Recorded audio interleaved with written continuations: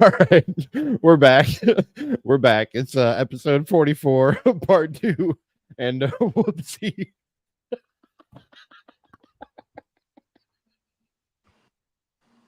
What's going to be the bigger whoops this week? Is it going to be losing game one, or is it going to Oh my god, we lost our entire viewing audience. All of them are gone.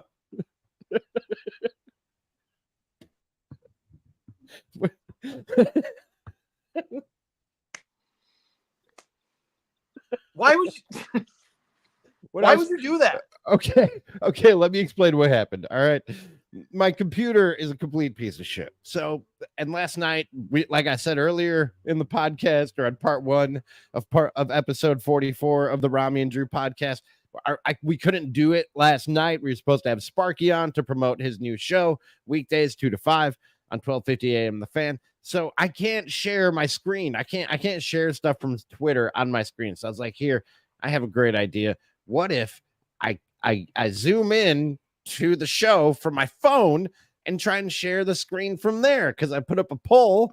We were talking earlier on the show about putting AstroTurf in my backyard. I put up a poll. I was going to share the Twitter poll. We were going to talk about it to close out the show, have some fun in the last few minutes. And then it was just a shit show. I meant to just exit the Ramie that was on the phone, but I hit end stream. So it ended the whole show. So that's what happened. And here we are.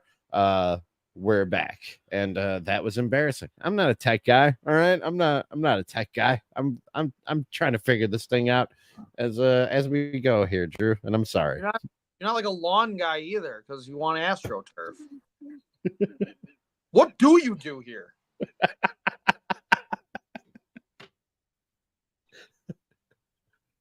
So the Bucks and the Pacers. I got the Bucks, but I'd be lying if I said there wasn't a little bit of doubt here and thinking that the Pacers could pull this thing off because of what we saw in the regular season. We've said it before. I wouldn't be shocked by a first round exit. I wouldn't be shocked if they came out of the East. But how did the Pacers beat us in all those games? Do you remember? Jumping passing lanes. Yep. Getting out in transition, just moving the ball around and just making our old slow legs work. And Dame was not good in a lot of the games against the Pacers. No, he wasn't. And it's just, Halliburton's had some ankle issues and stuff. Like, Dame should be able to navigate this. Like, he's a better player than all of them. Like, it's just, like I said, you're at a 1. I'm at a 6 of confidence, but I'm not comfortable. Oh no, I wasn't talking about my confidence. I was talking about how good I like in terms of how happy I am. Confidence probably weighs into it, but like how happy I am, how much I could be enjoying this thing. I guess confidence plays a part in it too. But even when I talk about my confidence, I'm talking about my confidence to come out of the Eastern Conference. I feel really good about beating the Pacers in the first round, but there is a little bit of doubt in the back of my mind about it. And I think most people who say that there isn't are probably lying. Yeah, and the Pacers, I mean, they put up like 156 points or something yesterday?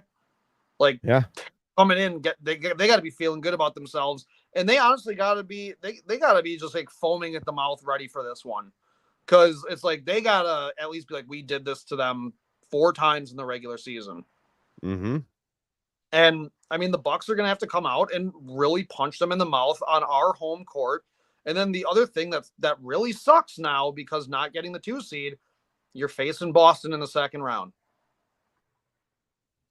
So yeah, it would be nice to have a dominant series against the Pacers. It'd be really nice. I know that's asking for a lot to be like, you should beat this. The Bucks are talented enough top to bottom to beat this team 4-0. Yep.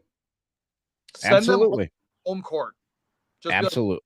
Pack your fucking bags and walk down the street. That's what they can do to that team. Wouldn't be shocked if they exit in the first round. Wouldn't be shocked if they come out of the East. You mentioned Boston. We should just run down how the Eastern, most people who are listening to us probably know, but how the Eastern Conference finished out with the first round playoff matchups will be Boston obviously was the 1 seed. They will get whoever comes out of the play-in tournament, right? Of Philadelphia, Miami, Chicago, and Atlanta. I don't know who you got coming out. Do you have a pick on who's coming out of that thing? I got Philly, quite frankly. Yeah, it's gonna be Philly. I think Yeah. Philly. Oh no, I'm sorry. They'll get Or no, they'll get the 8 seed. So yeah, they'll get the 8 seeds. I don't know. I can see it being Philly. I can see Miami because it's Miami and Philly, right, against each other for the 7 seed. The way it works, and I was confused about this for a while. 7 plays 8.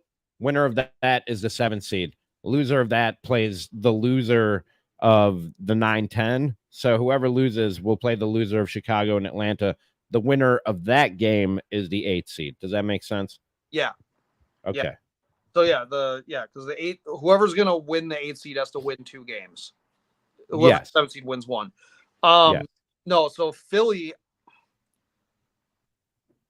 I could see Miami beating Philly and being the 7 seed. Whoever, Miami or Philly, is gonna beat Chicago or Atlanta. Like, those 2 teams are just trash. I agree. It's just a matter of who's 7 and who's 8. Either way, I think Boston has a dogfight ahead of them, and then the Knicks will get the other one. And again, it'll probably be Philly or Miami. The Bucks are playing the Pacers, and then this is I think a fun series of two young teams in the Eastern Conference that are kind of up and coming with Cleveland and Orlando. I think that could be a fun series to watch right there. I think that's gonna be a close series. Honestly, I mean, Cleveland should take it, but yep. I mean, I do really like Donovan Mitchell. I think that he could just torch them, but you never know. Also, like Banchero, like if you get in Banchero's face a little bit, like he's getting there to be like that, like kind of all-star level, but like I don't know, like he's still young. This is his 2nd year, and I really like the bigs from Cleveland. I think those guys can bother him a lot and take away a lot of his shots. And as we saw, Orlando's not good in the half court. They're a really bad shooting team. Yeah. So they're big and they're athletic, and they could cause some problems for some teams. We saw them cause some problems for the Bucks. And also, speaking of the Celtics, our guy Nick Cattles of the Nick Cattles podcast, he talks a lot about those Celtics. My former co-host in Sacramento, big Boston guy. He says, your guys better be ready to defend at their highest level, or they'll give up 130 a night against that Pacers team. And he's right, man. That's a Pacers team that can score, and it's not going to be a cakewalk for the Bucks. Yeah. Yeah. Well, the other thing too is it doesn't even have to be the highest level. They have to defend adequately, but that offense needs to be what this offense was designed to be. That offense needs to be also the 120, 125 point per game offense. Efficient. No 2 for 14s anymore. No foul merchant hunting. None of that crap. It's got to be good offense. Because you know what? I made this argument all the way back in January. If Damian Lillard is going to go 2 for 14 and play no defense, Drew Holiday was the guy we should have kept. He needs to score. That's it. I don't give a shit about Damian Lillard's defense. That's why he was brought here. And hopefully, I know it's gotten cliche, and I've heard Bart mocking this, and he's mocking a lot of people, but me indirectly when he does it. But I get it. The whole flip the switch thing. You do got to hope that that killer comes out, and it's not like we haven't seen that side of Dame at all this season. We just haven't seen it enough. We haven't seen it night in, night out enough. You would hope that the playoffs just brings that dude out in him and on a consistent basis, and you can count on it being there just about every game of the playoff. Guys will have off nights in the playoffs, and if Dame has an off night, it's nice that you have a Giannis in God's graces. You have a healthy Giannis out there, and you have a healthy Chris out there. If that's the case, if any one of those guys has an off night, those other 2 guys can sort of pick up the slack. But it's got to be on a more regular basis if they're going to make a deep playoff run than what we saw throughout the regular season. I think Dame's got to score 25 a night in these playoffs because Giannis, is going to be the one that Giannis is going to get his. Yep. Remember when the Celtics fans all were like, "Oh, Al Horford locked up Giannis and he dropped like 37 points per game." Yeah, you really locked him up. Yeah. It was the rest of that team that couldn't score worth a shit. So it's just we do both got to run. We're both taking the Bucks, right? You have a number, Bucks and 5, Bucks and 6. I'm gonna say Bucks and 6. I'm gonna go 5 because you know Okay. what? They're gonna come back from whatever little sabbatical they're on, and they're gonna be focused and ready to go. I got Bucks and 6. I do want to share the results and comments so far on the AstroTurf poll. I won't try to share the screen again and tank the whole show again, but Jordan Love Bookmarks says take it one step further. Hashtag put a roof on it. I knew I was going to get a put a roof on it. And you know what? Not a terrible idea. If not a roof, maybe some canopies, you know, like those canvas canopies that you see in like beer gardens and patios at bars. You know what I'm talking about? To get a little shade or a little block from the rain. Jay Zilla says, aren't you worried about your dog's ACL? Says Eddie Airbud golden receiver aspirations can evaporate in an instant if he takes a bad turn on that turf. That's fair, but also my dog in dog years is 91 years old. Like any hopes of professional football or even college football are kind of out the window at this point. I think his eligibility window has closed. He's up there, man. He's up there in years. Still moves great. Has a lot and strong, great energy. Drew, you've seen him recently. You wouldn't know he's 13, but I'm just saying, I don't think he's going pro anytime soon. Yeah, no, he can run for president. Him and Pat McAfee. Aaron says it's great, but get the good stuff. Jake says only people who the poll question was, just to be exact, I said thinking about putting AstroTurf in my backyard. Yes, great idea. No, tacky and lazy. Jake says only people who answer tacky and lazy are the guys who are out mowing their lawn 3 times a week and make it part of their personality. He's right. You know, I brought this up. I was at a friend's house yesterday in Chicago, one of my oldest friends in the world, and he has a very nice house and a very nice yard, and he enjoys gardening and landscaping, and it all looks very beautiful, and I commend him for it, but he enjoys it. I don't like all the uptake, I shouldn't be a homeowner. I really shouldn't, and I know that, and I'll tell people that I shouldn't be a homeowner, but I am, and I want it to be as easy as possible, and I think it'll still look pretty dang good, Drew. Yeah. I mean, I said tacky and lazy, and I live on the 2nd floor of a condo. So, Laird of Glencoe says, was thinking about that last year, stayed with sod. Dog is in the process of ruining the sod. The field turf goes next. And Maddie Icicles says, do it. Post a pic. If you do, I want to use it to sway my wife over to the field turf. So I'm not the only one. You know, the worst way possible for you to convince your wife of anything is going to be, hey, these guys I was listening to on a podcast, you won't even finish this argument. She's going to be like, no. And you're getting a divorce. And the results of the poll so far, finally, are 55% say no, tacky and lazy, and 45% say yes, great idea. That's not a wide margin. We still have a long ways to go, and 45% are saying that it's actually a great idea, and I actually might do it, Drew. When we get off, I'm going to send you pictures of what it looks like in the advertisements, and I think you'll come around to my side of this. All right. You want to just quickly mention how the Brewers took 2 of 3 from the Orioles? That was fun. That was fun. And by the way, wait, the Orioles are the one we haven't talked about the Brewers in a minute. The Orioles are the ones that were upset with Willy Adames for just hitting a home run, right? I didn't see anything. Okay. Why is everybody so sensitive? I was up north. I was up at the cabin. We had to turn the water on and everything.